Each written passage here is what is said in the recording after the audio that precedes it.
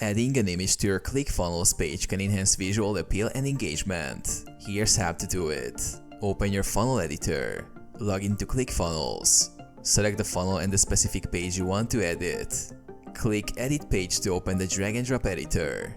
Add an image element. From the left-hand menu, click on Add Element. Scroll down to find the image element, then drag and drop it onto the desired section of your page. Upload your image. Click on the image placeholder to open the settings panel. Click Image, then Upload, and select your image from your device. Alternatively, choose an image from your ClickFunnels image library if already uploaded.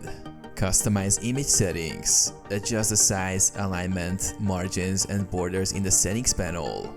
Use the alt text field to add a description for accessibility and the SEO benefits. Save and preview. Click Save to apply your changes. Use the preview option to ensure the image appears correctly on your page.